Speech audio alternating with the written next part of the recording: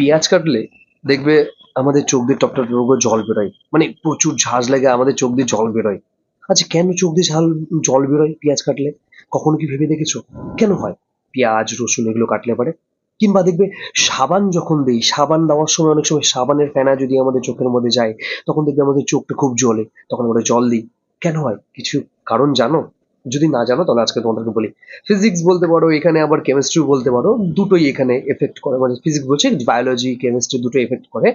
তো আজকে যেটা আমরা জানবো সেটা হচ্ছিল পেঁয়াজ কাটলে পরে কেন আমাদের চোখ দিয়ে জল আসে।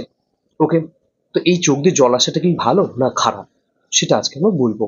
দেখো, বায়োলজির ভাষায় বলে যে পেঁয়াজ তো একটা পুরো, আমরা জানি যে আমাদের শরীর যেরকম কোষ দিয়ে ভরা, সেরকম উদ্ভিদেরও কোষ আছে। আমরা জানি যে উদ্ভিদেরও কোষ কোষ কোষ দিয়ে ভরা।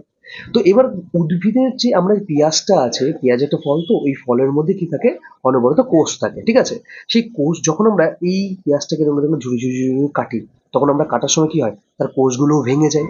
আর সেই কোষগুলো ভেঙে যায়, তখন কি হয়, এই কোষের মধ্যে থাকে সালফার অক্সাইড, ঠিক আছে, সালফার গ্যাস থাকে, সরি সালফার গ্যাস থাকে। সেই গ্যাসটা কি হয়, এরকম করে উড়ে যায়।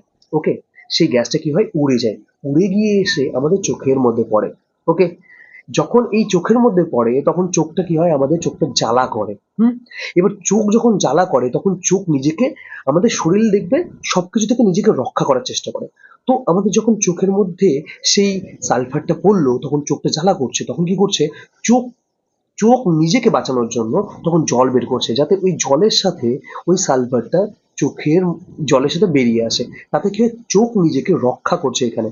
শুধু এখানে জল বের করছে তা না, কিন্তু চোখটা নিজেকে এখানে রক্ষা করার জন্য এটা করছে। সেম টু সেম, ঠিক আছে। তুমি যখন সাবান ইউজ করো, সাবানের মধ্যেও সালফার থাকে, ঠিক আছে। সেই সালফারটা কি হচ্ছে, অনেক সময় আমাদের চোখের মধ্যে এসে পড়ে, চোখের মধ্যে যখন ঢুকে যায় তখন আমাদের এই চোখ দিয়েও কি হয়, আমাদের জল বেরোতে থাকে, ঠিক আছে, চোখটা জ্বালা করে। এই কারণেই, মানে এটাই আজকে আমরা বুঝলাম যে চোখ এখানে জল বেরোচ্ছে মানে চোখ নিজে খারাপ হচ্ছে না, চোখ নিজেকে বাঁচানোর চেষ্টা করছে। তো এরকম ধরনের ভিডিও পেতে চাইলে অবশ্যই আমাকে কমেন্ট করো। অনেক যদি কিছু শিখে থাকো তবেই চ্যানেলটিকে সাবস্ক্রাইব করো, লাইক করো এবং শেয়ার করো।